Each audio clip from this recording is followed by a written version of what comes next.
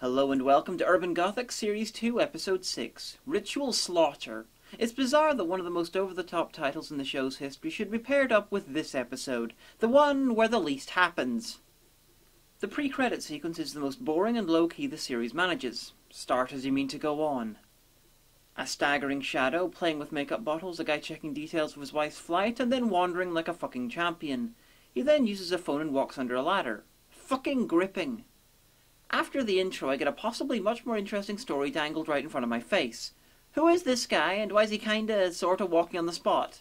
Anyway, they take as long as possible to get him into the flat he's going to. He's a doctor, and there to see this woman with black hair. We don't get to see her face for a long time. With this sort of build-up, she better be important.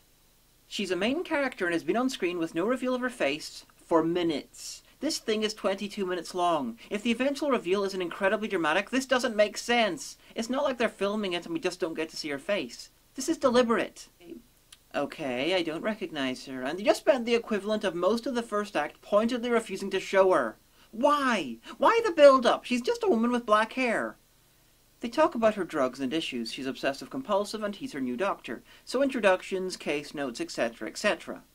This is the single most boring episode of the series so far. They sit in a room and talk. Occasionally one stands up and they talk. Once or twice they both stand up and they talk. This is a not very good one-act play on TV. She believes that horrible and terrible things happen if she doesn't do her obsessive-compulsive rituals. And having finished the introductions and crap, the doctor starts trying to talk her out of it. I'm running out of stuff to say. They verbally spar, and man, that wallpaper looks terrible. And what sort of a moron puts an extremely obsessive-compulsive person in a room with a checkerboard carpet? Actually, what sort of a moron would put a checkerboard carpet down anyway? So we're 8 minutes in, and it's time for some evidence that she's right. Oh, such an obvious twist. Amazing. This is a bottle show in a series made up of bottle shows. But why did the mirror get a crack shaped like a lightning bolt? And hey, random thong. Fantastic. More talking and talking and talking and sunflowers. Wow, sunflowers, amazing. Fuck, I'm bored. Blah, blah, blah, blah, blah. I have curly hair and talk about things. Ah, I'm scared. I'm scared. No.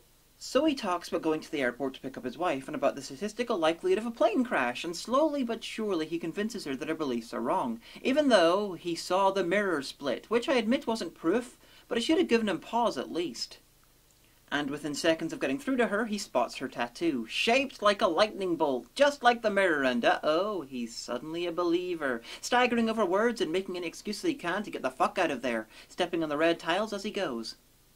Because he mentioned his wife, her plane, and a crash earlier, his pen leaks red ink onto a photo of his wife, and so her plane's going to crash. Oh well, that'll teach you to talk to psychics. And then we have the maudlin end credits, without the usual music, as though this is important.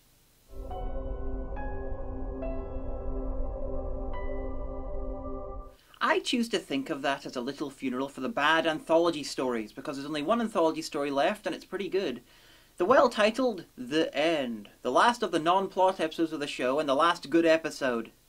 So, this episode, it's there! And boring. Not so good there's something to rave about, and not so bad that there's something to rant about. It's just there.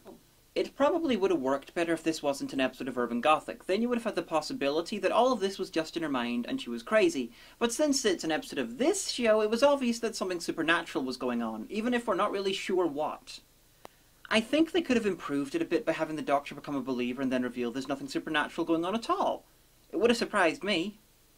As it is, the only surprising thing was the fact that no one died or got their tits out. At least on screen. But still, they get points for having no Walking Dead. Though what the fuck was this guy's deal?